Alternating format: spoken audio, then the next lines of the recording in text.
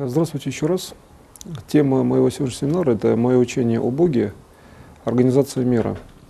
В данной теме я показываю, каким образом человеку, который делает управление, когда он сталкивается с информацией внешней реальности, организовывает структуру мира, кроме того, что структура мира и так существует, да, как бы считает сама по себе, но тем не менее в управлении все-таки всегда стоит задача управления любой информацией, в том числе информации мира. Поэтому с точки зрения Бога, когда управление происходит, как структура отдаленного прогноза, например, в бесконечности, да, мир бесконечности, для Бога он такой же, как в текущее время. То есть для него, вообще говоря, нет разницы, и достаточно одного уровня его духовного состояния, чтобы понять развитие мира. То есть Бог воспринимает мир так, как он видит, так скажем. Да?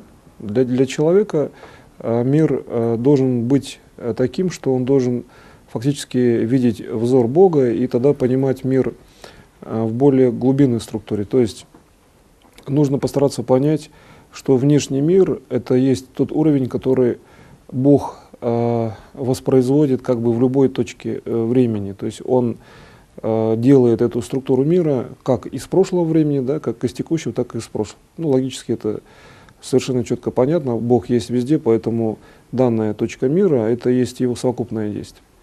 Если мы начинаем мир, воспринимаемый, как бы разбивать в представлении на уровне просто действия, то есть мы начинаем рассматривать мир как бы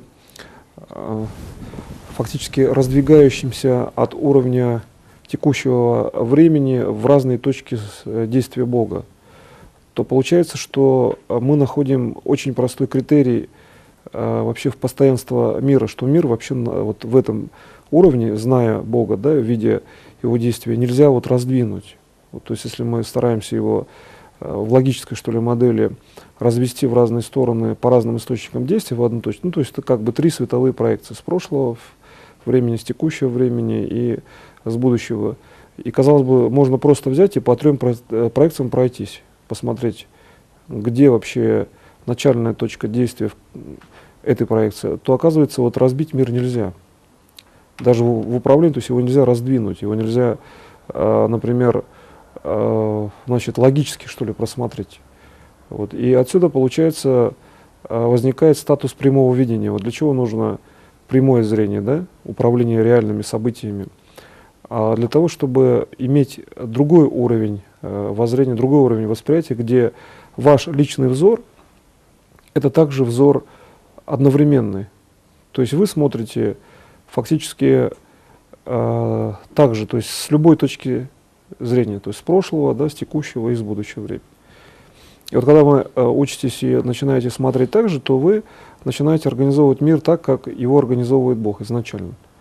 То есть не по сути временной, а не по сути того, что, например, нужно детализировать, да, или что-то там как бы даже систематизировать. Может быть, даже и этого не нужно ничего делать, а просто-навсего сама систематизация, она в данном случае в управлении выглядит как система больше совокупного действия, то есть система действия вашей души изначально. Вот если рассматривать такую позицию, вот есть мир, например, да, весь внешний мир, и есть ваша душа. Вот до того, как мир начал существовать, так скажем, каково было состояние вашей души, например. Душа же изначально все-таки она вечна, значит, она где-то существовала во времени. А вот до организации мира какое было, да, например, действие души. И когда вы начинаете делать управление такого типа, то получается, что вы можете рассматривать, например, структуру управления как структуру изначального уровня действия души. То есть действие такого плана, что человек организовывает фактически мир, то есть, в чем разница в понятии организации и существования мира? В том, что он попадает в начальную точку действия души и рассматривает внешний мир как действие бесконечное, то есть локальное действие — это все-таки действие бесконечное. Тогда получается, что мы больше рассматриваем не на, в общем-то, структурном уровне как бы локальных проявлений мира, а мы больше смотрим на работу души. То есть мы начинаем всматриваться в работу души Бога. Потому что когда вы смотрите так же, как делает Бог, одновременно с разных точек зрения, то более четко проявляется именно работа души Бога. И когда мы начинаем понимать эту работу, то в принципе вот здесь вот первый уровень организации мира, он как раз-таки проявляется как уровень бесконечного действия в разовом действии вашей души. То есть разовое действие души не только влияет на окружающий мир, но и может создавать там новые какие-то конструкции. То есть не только как бы корректирует и поддерживает, да, систему существующих связей в этом мире, но и одновременно может создавать какие-то иные даже совершенно структурные связи. То есть получается, что воспринимаемый мир — это все-таки не жесткая конструкция. То есть можно вполне, например, используя, ну, например, какие-то звуковые системы управления, да, словесные системы управления, стараться, предположим, сделать таким образом, чтобы внешняя конструкция мира была управляема, и вам было бы понятно, как происходит управление. То есть, например, вы, значит, управляете за счет смены звукового уровня управления, да, или там словесного. То есть можно сделать громче голос, можно тише, можно работать, например, не произнося каких-то там звуковых уровней управления, да, то есть не издавая звука, например. Но в зависимости от этого вы можете видеть, что происходит как бы в следующей точке после того, как вы восприняли какую-то структуру мира. Например, чтобы излечить какое-то заболевание по данной технологии, нужно, чтобы в следующей точке, как бы за структурой мира, существовал, ну, практически такой же мир, где просто человек здоров. То есть нам надо успевать увидеть следующий сигнал как сигнал управляемого действия. Поэтому в технологии именно организации мира мы рассматриваем структуру организации так же, как элемент создания пути этой организации. То есть мы можем рассматривать интервал, там, какой-то объект информации, там, какое-то свечение, да, как элемент мира. И мы рассматриваем следующий элемент как систему фактически такую, которая контролирует предшествующее состояние. То есть мы очень четко можем понять, что если мы, предположим, рассматриваем систему, которая как бы контролирует состояние, то мы фактически ее должны создать где-то не, ну, как бы не очень далеко, а должны создать все-таки в системе больше как бы личного восприятия. Да? Получается, мы можем создать мир в душе, там, в своей душе, например, и увидеть бесконечное отражение бесконечного времени. То есть, получается, в системе организации мира мы можем, прежде всего, рассматривать действия своей души, ну, отраженные, например, в каком-то бесконечном времени, значит, отраженное в душе другого человека. И вот с этой точки зрения, зачем, например, получилось так, что с точки зрения логики, например, даже, да, Бог создал душу человека, чтобы, я считаю, с этой позиции увидеть отражение собственной души, но в бесконечном уровне. Душа другого человека — это бесконечная величина. Поэтому точно так же можно действовать, а действовать также это значит передать знания другому человеку. Значит, следующий элемент организации мира — это передача знаний. Причем не какой-то там, в общем-то, общий, что ли, вариант передачи, а передача знаний именно другому человеку. И получается, что когда мы начинаем рассматривать вот именно систему передачи, то видно, что другой человек тоже организует мир, ну, как-то по-своему, да?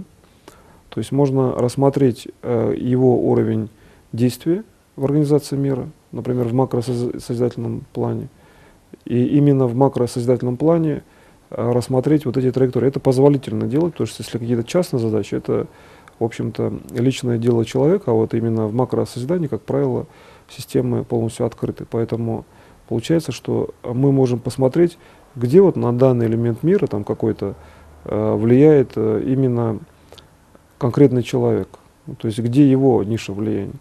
И, кстати говоря, вот, например, системное лечение, то есть излечение в обязательном случае, да, от какого-то там ряда заболеваний или от конкретного заболевания, если какой человек болен, заключается часто в том, что в системной организации мы просто можем рассмотреть разницу в воззрении человека, который, например, здоров, и человека, который озабочен каким-то диагнозом. Вот просто увидев разницу в отношении, что ли, разных людей, можно просто вылечить заболевание, просто-навсего зафиксировав точку зрения здоровья, и все. То есть достаточно одной точки зрения одного человека, который считает, что другой человек здоров. Или он вообще не знает о заболевании. Просто здоровый человек. И тогда получается, что мы моментально выводим информацию о болезни из структуры мира. То есть достаточно укрепить мнение одного человека. Вот в чем еще аспект веры, да, в управлении. Ведь человек верующий, например, в вечное развитие, в вечную жизнь, он фактически фиксирует этот статус. И вот достаточно одного только человека, который например, на 100% жестко верит именно в эту идеологию развития, например, своего развития, или он так решил и считает, что так должно быть, то очень много процессов в мире может видоизмениться и с точки зрения организации мира, в направлении вечного развития и даже локального уровня представления информации. А в локальном уровне представления информации это уже все-таки детализация.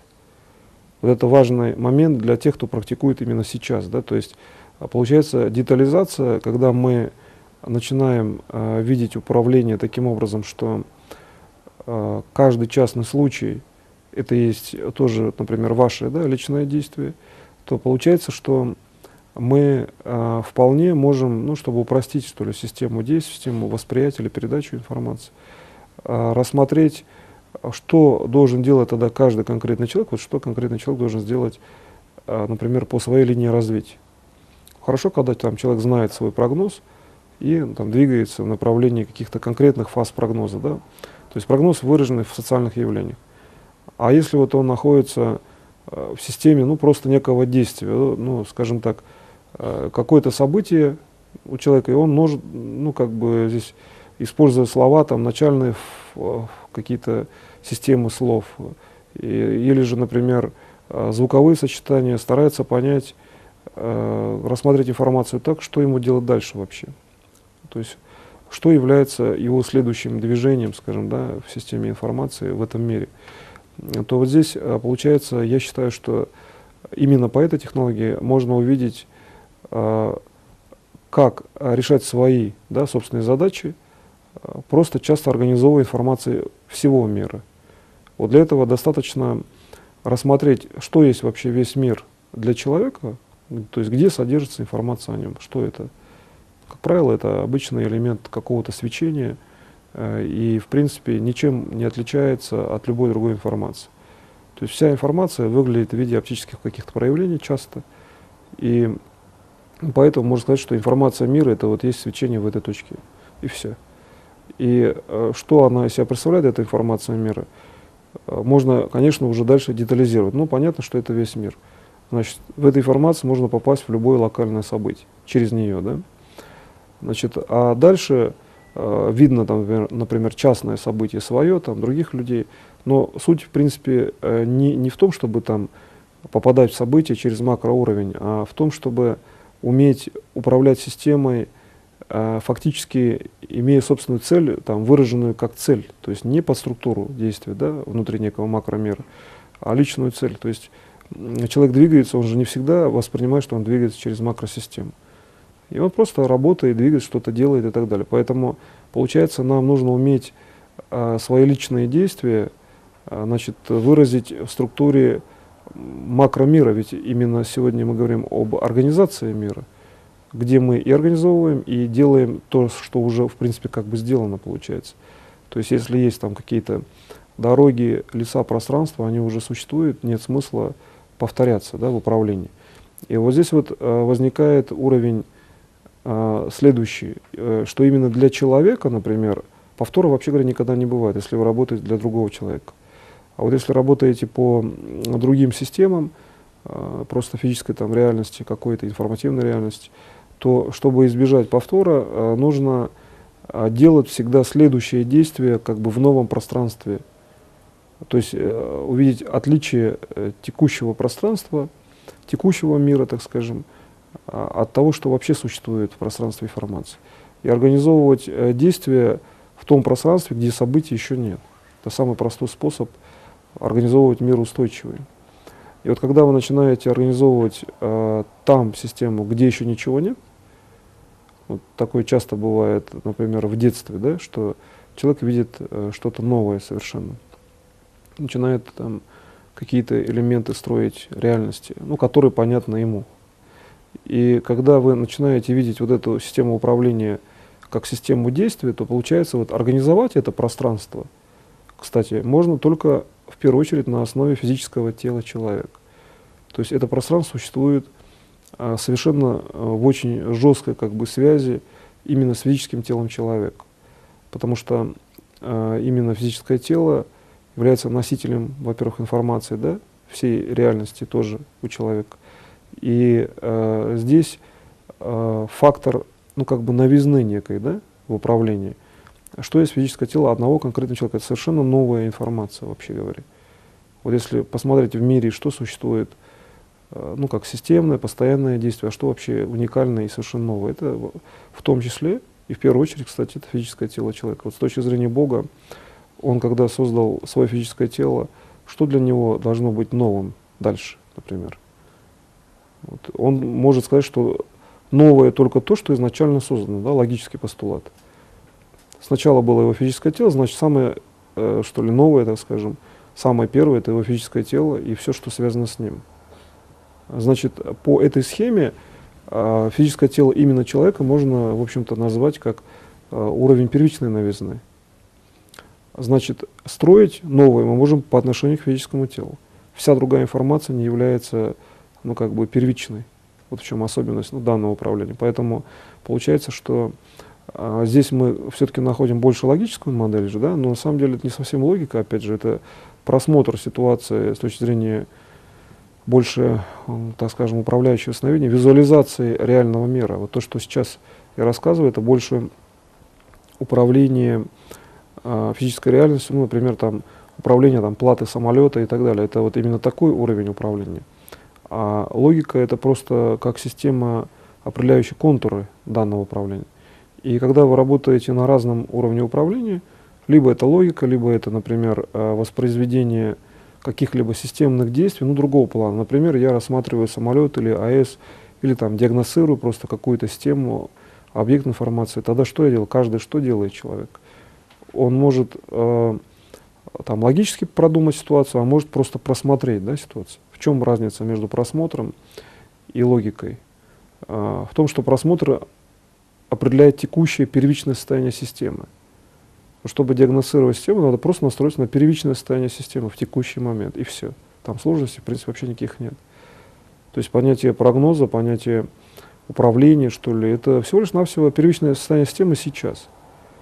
Главное вот этот уровень найти, да, а вот по технологии, которую я сегодня даю, именно организация мира, так как это делает Бог, значит, мы же организовываем как раз-таки систему управления, и если мы говорим о системе создания мира, то есть элементом, значит, которой является изначальное создание, то организация подразумевает фактически системную какую-то структуризацию, системную организацию как действий ваших, так и действий там известных. То есть мы работаем в известном поле информации, которое существует в большей степени.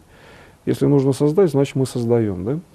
Так вот, все время мы работаем все-таки в этой системе управления как бы в новом поле информации. И все время работаем по отношению как бы к своей системе, то есть по отношению к себе фактически. Потому что элемент новизны, или как бы, ну, назовем так, флюид какой-то, да, новизны, свет новизны может излучать, по сути, только человеческое тело. Значит, мы можем строить только на этом уровне управления. Все другое уже не несет информации для человека. Ну, с точки зрения там, другого существа могут быть и другие связи, но там все равно первичным уровнем является свечение человека. То есть идет свечение Бога, потом человека, и идет дальше управление в реальности. И когда мы начинаем рассматривать ну, простой процесс, а как вообще, ну, например, с этой точки зрения, например, там, собака, да, реагирует на Бога? Такой простой вопрос. Значит, если с точки зрения там, человека есть, ну, понятно, какая реакция, человек просто видит Бога и все, да, например. А как собака? Вот что, значит, собака — это дает возможность понять, где новизна как бы распространяется в этом мире среди там, биологического уровня, да, жизни. И оказывается, если вот, вдуматься там глубже, собака передает определенную систему знаний. То есть вот если вдуматься в этот уровень, то именно как бы искренняя, что ли, система передачи знаний от собаки к Богу, это и есть восприятие собаки, то есть животного, да, скажем. Вот что-то хочет передать именно Богу, то есть вот здесь есть разница в канале передачи. С точки зрения логики собака просит у человека, а Богу она передает знания. То есть возникает лишнее звено, получается. И так далее. И получается, что если человек вправе просить у Бога, да, ну то есть получать знания с точки зрения там, просьб и вопросов, то у собаки как бы это право отсутствует на уровне ну, коллективного, как бы, что ли, плана. А вот передача знаний существует. Но в передаче выражается также и надежда как бы, на следующее действие. Вот в этом разница в организации мира между человеком и другими системами, в том числе биологическими системами. То есть можно сразу четко определить, где ниша других биологических систем, а где ниша человека. И это очень важно определить, потому что когда вы занимаетесь таким управлением в организации мира, то вам же нужно, например, там, ту же собаку, да, весь мир подтягивать к равности в управлении. То есть, ну, например, там, в телепатии, на уровне там, обмена мыслями и так далее, то, что похоже на мысль там, у других, да, существ, это должно быть одинаковым. То есть любой элемент реальности должен иметь равный признак с точки зрения человека. Вот что, то, что я говорил, это с точки зрения человека в действии Бога, да, например. А ведь для Бога все элементы равны. То есть сам Бог, Он не делает, значит, ну, кроме того, что Он создал человека по образу и подобию своему, но для других существ Он не делает разницы. То есть на уровне отдаленного, что ли, плана сознания для Бога все равно все едино. И получается, что задача человека приближать к единству все другие существа, там, элементы мира, хоть там атомы даже, и то вводить их в систему управляемого как бы коллективного плана, где атом, ну какой-то, обычно атом не ядерный, это какой-то там вариант атом, а обычные там молекулы, например, да, что все происходит на уровне, ну, в общем-то, полной свободы данной системы. Почему молекула находится в этом месте? Потому что если войти во внутреннюю структуру этой молекулы, ну, как внутреннюю сущность, то молекула сама избирает, да, эту точку в пространстве. И сама она как бы там как-то еще двигается. То есть если, например, войти в эту систему более глубоко, что вообще для молекулы внутренняя структура? У человека есть душа, там все просто. Ну, хотя душа самая многосложная конструкция, бесконечная, но с точки зрения человека все просто. То есть человек совершенно понятен, да? Там совершенно чистая информация Бога изначально. А вот молекула, например, чтобы понять молекулу, надо ее, например, удалить на уровень одинаковости действия.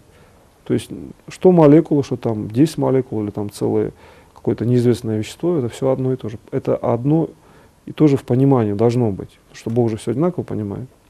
Когда вы выравниваете это в оптическом уровне выражения, то вы, кстати, можете получить очень сильный механизм лечения заболеваний на основе только одного уровня молекулярного состояния, одной отдельной молекулы. Вам просто нужно войти в структуру, ну, ту, которая соответствует, например, там, душе человека, сопоставима с уровнем внутренней сущности системы, да? И дальше вы фиксируете эту оптику буквально на миллисекунду. То есть если вы начинаете воспринимать стабилизацию молекулы с точки зрения внешнего мира, заболевание может, в общем-то, мгновенно излечиться. У конкретного отдельного человека. В принципе, можно распространить свет на всех людей, если там какие-то инфекционные заболевания, и суметь выровнять тоже по фиксации только одной молекулы, только главное видеть внутреннюю сущность, как бы системы. Почему система, например, молекула находится именно здесь? И когда вы начинаете видеть внутреннюю структуру, то достаточно чуть-чуть только как бы скорректировать систему, ну, немножко в оптике приблизить там к себе или там куда-то не очень, как правило, далеко. Это можно воспринять только уровнем души. Это часто какие-то микроуровни, которые на физическом плане даже не улавливаются как система движения. Есть свечение, оно примерно там и находится. А если вы начинаете мерить там, фотонами души, например, да, если так можно выразиться, ну, неким светом души, то там происходят какие-то микроперемещения. И получается, что вот эти вот микроперемещения — это и есть смена, в общем-то, даже парадигмы мира с точки зрения души. То есть, значит, мы находим систему самую такую, ну, как бы независимую, совершенно независимую, ну, молекулу, да, находим какую-то структуру устойчивости, можно не только молекулу, какую-то информацию просто взять. И смотрим, почему эта система там находится вообще, с чего вдруг она избрала находиться в этом месте. По свободе воли, по большому счету. И когда находим, то именно структура мира, которая устойчива, то есть она дает там норму состояния, да, норму, например, там, вечного развития. Например, там, когда все воскрешены. Почему, вот, кстати, система воскрешения предусматривает обязательность всеобщего воскрешения. Хотя до этого момента все равно идут воскрешения какие-то разовые, там, даже системные. Потому что вот этот вариант перевода, как бы, ну, такой дискретный выход в другую систему мира, это мгновенность действия во всеобщем масштабе. Вот, система всеобщности — это система, которая очень четко определяет постулат в организации мира, когда вы управляете. Ведь когда вы управляете своим событием, вы все равно должны знать, что происходит вокруг в этом мире. И поэтому то, что сейчас я говорю, это есть действие того, что происходит вокруг, да, как бы вроде независимо, а и на самом деле, как я показал, существуют совершенно четкие системы управления как бы вот этой макрореальностью. И небольшой сдвиг макрореальности решает проблемы. И, кстати, очень сильный вот этот механизм через организацию именно мира, да, в лечении, например, там, каких-то сложных заболеваний при злокачественных процессах, особенно если это там 4-я стадия и так далее. Там именно вот структура фактически варьирования и доведения до нормы всей структуры мира, как правило, приводит к быстрому результату. И здесь вот надо видеть, что есть, кстати, тип заболеваний, некоторых, их не так много, значит, ну, включая там какие-то злокачественные процессы, как правило, это когда сложный злокачественный процесс, что обязательно нужно здесь как бы менять структуру все-таки всего мира. В противном случае можно, конечно, делать лечение какими-то универсальными системами, человек может вполне излечиваться, но чтобы это было быстрее или там в нужное время, желательно, да, тогда все равно приходится рассматривать именно фундаментальную систему всего мира и смотреть, буквально наблюдать, где этот перескок происходит в этой информации, где весь мир видоизменился, чтобы один человек жил. И получается, что не только, ну, то есть именно тот, кто был болен, да, выздоровел, при условии, конечно, что все другие живут.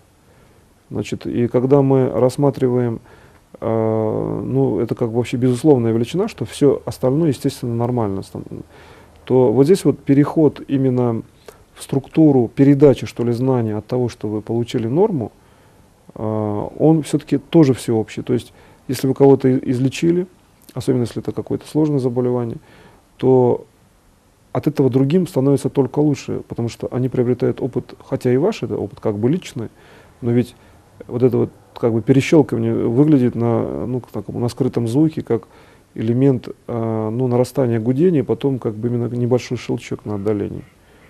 То есть произошел вариант как бы перехода мира в структуру более устойчивого состояния, благодаря тому, что вы какой-то опыт передали этому миру. Значит, получается, что вот, ну, неких понятий, там, что существует некое напряжение, там, и от того, что там человек кого-то спасает, на самом деле, по сути, этого нет. Потому что напротив, вы просто приобретаете опыт, и на самом деле вы становитесь более устойчивы к каким-то проблемам, возможно, вашим же в том числе. И поэтому можно, кстати, тогда более качественно влиять в управляющем статусе, учитывать возможные проблемы. Даже можно выходить на уровень управления, когда проблемы не создаются. Это, ну, как бы кому не лень и кому, например, не скучно, он может входить в такой уровень управления, что проблем просто нет. И тогда получается, что человек может держать такой статус управления какое-то время. Но, как правило, почему он его там, например, не держит, скажем так, длительное время, хотя в системе вечного развития очень полезно держать уровень управления, когда нет вообще никаких проблем, все идет очень благоприятно, да? Потому что когда другие люди, все-таки опять вот этот очень жесткий постулат работы в Организации мира, когда другие люди не умеют, он все равно вынужден как бы сворачивать управление не то что там до организации каких-то там сложных, но каких-то тех задач, которые он решает как бы одновременно с другими. Вот обратите внимание, что бывают типовые проблемы, да, у людей, потому что идет решение одновременно с другими, то есть его душа начинает сопереживать, и он все равно начинает решать их задачи. И вот чтобы не было радикальных проблем у человека, чтобы были какие-то, если даже ситуации, которые нужно решать, пусть даже срочно, но чтобы они не были там какими-то фатальными, да, и так далее, а в управлении ничего фатального вообще-то не бывает. Значит, то есть всегда можно преодолеть ситуацию, даже если у вас есть миллисекунды времени, как постулат в Организации мира.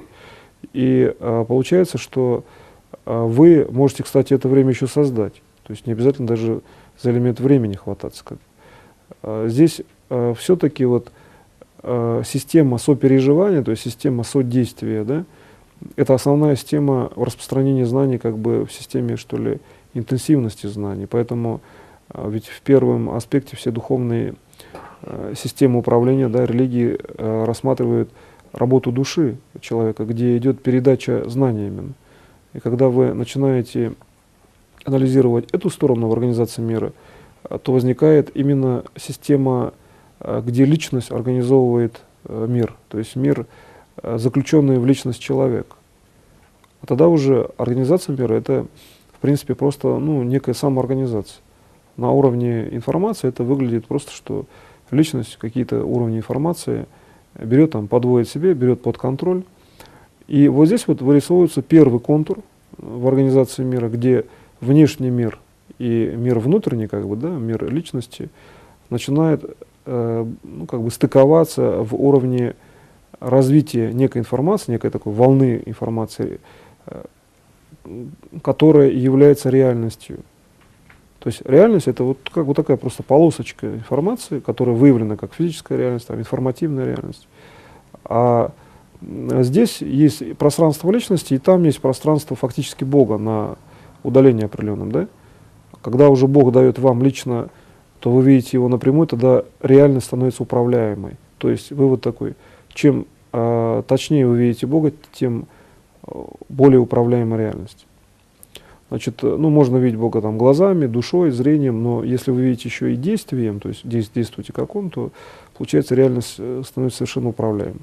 И вот здесь возникает уже интегрированный мир, то есть где совокупное действие людей, направляемых Богом, создает очень гибкий, там, пространственно гибкий, даже во времени гибкий мир, который совершенно четко, как система бесконечного развития, организовывает среду, что ли, жизни, развития человека достаточно точно, да, без каких-либо там катастроф, эксцессов и так далее, где уже точно нет там глобальной катастрофы. И вот этот интегрированный, как бы такой, он выглядит как система гибкого, назовем так, там, да, система, в кавычках может быть, на самом деле он во времени и в пространстве выглядит именно как система некая такая очень динамичная, очень гибкая, пластичная, скажем так, пластичный свет, да, если так можно назвать. И чтобы свет был устойчивым, нужно иметь очень высокие скорости. Так вот, этот сверхскоростной уровень — это есть опять физическое тело человека. То есть только физическое тело, за счет того, что тело держит все время оптическое некое напряжение, там, оптический свет, внешняя реальность, только тело способно отразить с нужной скоростью все бесконечные процессы. И получается, что можно, конечно, работать душой, но тогда придется концентрацию души держать все время на высоком уровне. А сверхвысокая концентрация души — это опять тело физическое. То есть получается, что все бесконечные процессы в мире — это же очень высокие скорости. Ведь любой процесс, он может быть рассмотрен как бесконечный, а когда их еще бесконечное количество. То есть получается, свет, который в управлении попадает на тело, это свет с огромной скоростью. И достаточно только отразить эту скорость, получается сверхбыстрое управление, где мы имеем именно устойчивость, потому что отражение — это постоянное. И получается, что мы создаем фактически свет жизни, да? Логически же тело человеческое — это и есть жизнь, а в информации это еще и свет жизни. То есть тело как генератор фактически некой реальности, которая называется жизнью. Значит, и получается, что, исходя из этого, организация мира в этом аспекте — это еще коллективная организация жизни. Ведь люди еще участвуют в коллективном процессе. Не просто там один живой человек где-то ходит, например, на необитаемом острове. И все равно же он как-то участвует в жизни острова, и существуют другие какие-то материки и так далее. И получается, что мы можем просмотреть вот именно коллективный, что ли, вклад в жизнь как таковую, и как один отдельный человек влияет, например, на жизнь всех других. Тогда становится совершенно понятно, что уровень максимальной ответственности, который имеет один человек, он все равно не допустит того, что будет отжата кнопка, и точно не будет именно ядерной войны, глобальной, например, да? Потому что как вообще Бог решает свои задачи? Его уровень ответственности, он максимальный, да? Он не допустит глобального уничтожения. Но ведь здесь, чтобы человек понял ситуацию, он должен учиться жить вечно, то есть он должен не только учиться, но реально быть вечным уже при первых уровнях даже идеологического плана, должен быстро осваивать знания. Поэтому в системе организации мира существует еще задача очень, быстрого, что ли, идеологического плана действия. Потому что, чтобы человек, значит, он, долго, что ли, не раздумывал, что ли, в плане, стоит ему там вечно жить, или он, например, хочет над этим еще аналитически поработать, то здесь самый простой вариант давать сначала действие, которое связано с его внутренним состоянием, да, то есть в организации мира здесь нужно ставить задачу на логике. Если человек находится, в принципе, в вечном мире, по сути, то он же все равно что-то делает в этом направлении, он же все равно живет в вечном мире. То есть если он, например, хочет сказать, что человек например, хочет поразмыслить, а вот насчет вечности, да, то мысль очень проста. Он уже в вечном мире находится, он уже взаимодействует со структурой вечности. То есть формально это означает, что он вечно уже в этом элементе находится. И фактически, если это понять душой, например, да, так вот, структура веры, которая воспитывает именно понимание душой, создает именно ту гармонию, которая организует уже мир человеческий, но вечный. Вот здесь вот важно увидеть переход именно к вечному миру среди людей, например, да, где люди вечны потому, что они осознают, доктрину, что ли, свою в структуре развития всеобщего мира. То есть они видят свою прикладную часть в этом мире, что именно они вечны в структуре, например, всеобщей вечности. То есть они выделяют, ореол обитания, да, что ли, в системе вечного развития. И вот здесь вот очень четко видно, что если весь внешний мир достаточно быстро можно изменить, то есть повернуть вспять время и так далее, да, то получается, что вот притронуться к человеческому уровню без разрешения каждого отдельного члена практически невозможно на уровне внешнего влияния. Вот ореол именно обитания человечества в информации — это тот уровень, который контролирует или обеспечивает в развитии исключительно только Бог. И мы можем здесь увидеть, что да, существуют какие-то планеты, Земля, деревья и так далее, но по сути, если мы начинаем исходить из этого постулата, то, что вот сейчас увидено в мире, да, в организации мира, то совершенно четко понятно, почему вот эта вот Земля, то есть можно найти координату любой другой системы. А для этого нужно, во-первых, очень простое действие. Я фактически сейчас учу именно управляющему прогнозированию. Там, где человек созидателен, он должен быть абсолютно свободен, во-первых, выдержать структуру свободы. И базируясь на структуре свободы всех людей в макросозидании, найти координату любой другой системы. То есть мы не ищем что-то, да, нам нужно найти какую-то молекулу, какой-то просто предмет даже. Для этого не надо пространство какое-то рассматривать, потому что все пространство построено вокруг людей. И достаточно просто найти вот именно уровень макросвободы каждого отдельного человека. Ну и фактически это макросозидание.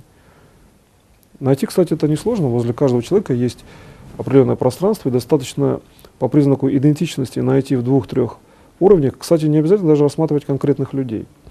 Достаточно поставить такую задачу. Тогда сразу определяется, в каком месте находится предмет. То есть любая вещественная характеристика соотносительно по отношению к человеку. Логически тоже опять это очень просто. Все же по отношению к физическому телу Бога строится.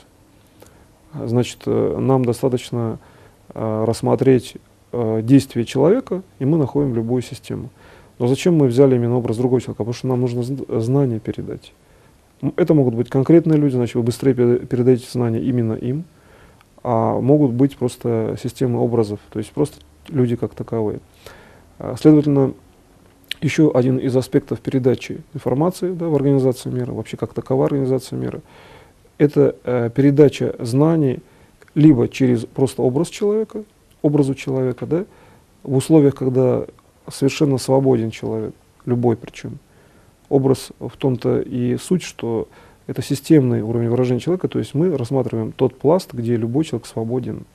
То есть он здоров, живет вечно и так далее, на принципах полной свободы. И, значит, тогда мы находим любую координату. Да? И получается, что как только мы начинаем находить такие координаты, мы видим, что внешний мир, на самом деле, он очень подвижен. Вот именно человек — это статичная система в этом плане. Вот Бог един, но он там в одном месте находится, и все, да, все вокруг как бы крутится. А получается, что человек же по образу и подобию тоже должен обладать такой же функцией. Вот в этой системе координат, в организации мира, он обладает этим управлением. Потому что как только вы смотрите на внешнюю систему, на внешний мир, а мир же, он же макростатичен, как бы, он вроде где-то двигается, но он такой большой, что движение часто незаметно. А в мире все устроено по признаку подобия тоже. Значит, человек должен где-то быть тоже устойчив и статичен. И вот эта статичность, ну, не в прямом понимании, то есть это не некая там жесткая статичность, а просто как бы определение места статики человека. Это как раз-таки взаимодействие человека и мира с точки зрения того, что Бог смотрит на мир и на человека как человек, то есть человеческим зрением. И вот здесь он начинает понимать, человек, что Бог, раз может так его видеть, значит, он может передать вообще все знания для вечного развития. То есть следующий уровень организации мира — это понимание человеком того, что Бог в состоянии ему передать все необходимые знания для вечного развития, например. А вообще говоря, по большому счету, не просто для вечного развития, а для построения именно вечного мира. То есть умение управлять системой там, бесконечно удаленной там, или какой-то приближенной, вообще любой системой. В какой-то период времени возникает необходимость увидеть совершенно четко, ну, там, лично себя, да, или кем вы занимаетесь в плане помощи этому человеку, что он очень устойчиво управляет всем миром. Здесь никаких противоречий, кстати, нет, потому что Бог же дает ему полную свободу воли, и через макросозидание он имеет право управлять всей системой. Разница в том, что Бог создал весь мир, есть точка, значит, скажем так, до создания, да, мира, отраженная в физическом теле единого Бога, но в принципе любой человек может эту точку познать. То есть разница в том, что у Бога это статичная изначальная величина, а у человека это величина, которую нужно там, ну, подучиться, может быть, недолго, там, 2-3 дня, чтобы познать, где она находится. Не каждый человек там долго в чем-то разбирается. И поэтому получается, что исходя из этой системы, действие вот именно создать бесконечный мир для каждого человека, даже внешним управлением, даже если человек не очень активно этим занимается, все равно можно. То есть получается, что достаточно иметь первый уровень там, управленцев, которые понимают задачу и распространяют эту информацию. Все другие люди не потому, что они долго изучают там какие-то толстые книги, например, да, а может быть даже потому, что они, в принципе, имеют вот эту первую волну знаний, которая их как бы покрывает как уровень просто именно системной организации мира, то есть влияние на мир, вот структура влияния на мир за счет личной воли, которая касается их вечного развития. Тогда они начинают жить вечно, ну, хотя бы даже набираются статуса этого уровня для начала, уже потому, что они причастны к коллективному процессу, который происходит сейчас, да, например, там, в группе других людей, которые этим занимаются путем там, концентрации, сознательно. И получается, что значит, уровень передачи информации в другие миры, безусловным образом, скажем так, да, какой-то бесконечный уровень управления, это часто несложный уровень, это часто просто технология действия отдельных людей. И получается, что если вы, например, эту информацию, ну, получаете как проективную информацию уже в какое-то текущее время из бесконечного уровня вашего действия, то есть вы решили там какой-то элемент информации сделать вечным. Можно его найти просто как некую информацию, можно даже и не искать в бесконечном уровне, просто передать в бесконечность, что вы хотите сделать мир вечным. Тогда получается, там находить-то в бесконечности ничего не надо. Люди и так вечны, да, по сути, они все равно научатся. А, предположим, вообще вот если говорить о мире как таковом, что там в бесконечном уровне информации? Ну, какие-то там новые виды растений или какие-то другие свойства материи, в принципе, они могут быть не нужны сейчас для анализа. Потому что если вы дадите управление как в какой-то конкретный элемент, то надо будет изучать свойства этого элемента, то есть втягиваться в какую-то там волокиту информационную. Проще передать управление в бесконечность с целью бесконечного развития мира и получить обратный сигнал, что да, сигнал дошел, мир развивается бесконечно. Куда он там дошел, можно будет проследить позже. Так вот, на таком же уровне работает ваша душа в структуре первичной организации. То есть она постоянно передает в структуру внешнего мира, ну, фактически знания, да, задачу бесконечного развития, а назад получает совершенно четкий уровень, что да, информация куда-то конкретно дошла, причем во всю реальность. И вот эта вот точка связи со всей реальностью, это принципиальная точка. Это фактически место, где организуется физическое тело человека в информации. Поэтому в организации мира нужно эту точку стараться хотя бы раз там, ну, в какой-то длительный период контролировать, то есть воспринимать. И надо знать ее место. Вот как сказать, что физическое тело человека будет здорово там бесконечное время даже, да? Надо знать место, где эта информация организовывается. Вот я сейчас такое место показал. Это взаимодействие со всей внешней реальностью души человека, да, получается, точка взаимодействия.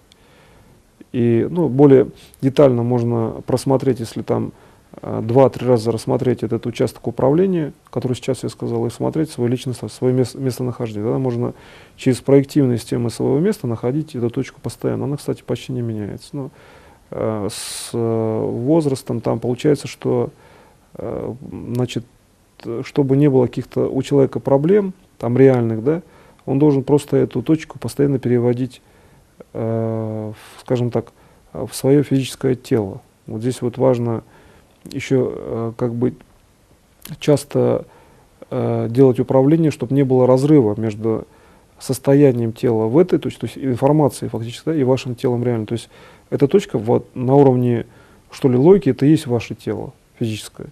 Но на уровне информации это точка информации. И вот для Бога же тело и информация это, в общем-то, одно и то же. Просто для человека это выглядит в виде какой-то скорости там, движения. То есть человек должен как бы считать, что вот он здесь находится или в каком-то месте. Для Бога просто нет вопросов, у него восприятие все одно. А нам же нужно эту точку зрения Бога реализовать, поэтому, значит, возникает обоюдное действие. С той точки зрения двигается управление к вам, а от вас там в ту сторону. И получается как бы реальное движение, кстати, физического тела. Реальное движение, которое позволяет преодолевать в пространстве информации какие-то проблемы. Ну, например, человек ходит где-то по улице, решает какие-то дела, и вот во внешнем мире, если вы двигаетесь в структуру организации своего тела на информации, вы же преодолеваете какие-то события. То есть получается, что эти события нормируются, потому что вы двигаетесь не потому, что вы идете там как в какой-то конкретный магазин или в какое-то место, или что-то делаете, а потому что вы понимаете, что вы организовали уже свое тело, и проблем у вас не будет. И вот в организации значит, мира с точки зрения именно вечного развития, ведь аспектом любого управления все-таки является реально вечное развитие, где макросозидание для всех, знания для всех это очень сильный и первичный часто критерий действия. Вот для чего Бог вечен? Чтобы знания сделать вечными для всех, то есть передать всем знания вечности. Если эта задача, ну, она достаточно простая, тогда человек, который занимается организацией мира, он как раз-таки ставит задачу передачи знаний. тогда получается его как бы нужность, да, его действие в организации мира, это есть то, что он должен передавать знания бесконечно, которые он получает. Тогда он должен быть здоровым, должен жить вечно, как бы одно из другого следует. Поэтому в системе организации мира очень важным является личный статус человека, как уровня, который передает знания всем другим, именно знания вечного развития. Почему я говорю, старайтесь обязательно работать со структурой вечного развития. И передача знаний именно вечного развития создает вам достаточно прогрессивный, в общем-то даже часто такой, достаточно хороший изначально в событийном плане уровень управления, потому что вы правильно просто идеологически ставите задачу. И вот когда с этой точки зрения организация мира уже в личностном контексте вами освоена, то мир начинает организовываться фактически так, что вы воспринимаете это естественно. То есть он как бы существует, сам по себе вроде как вы влияете очень естественно, и большие процессы можно менять просто потому, что вы воспринимаете и меняете. То есть восприятие — это есть смена, да, всей парадигмы мира в лучшую сторону. Ваше восприятие — это есть управление, да, всей реальностью и всем миром. На этом я сегодняшний семинар заканчиваю. Спасибо большое за внимание.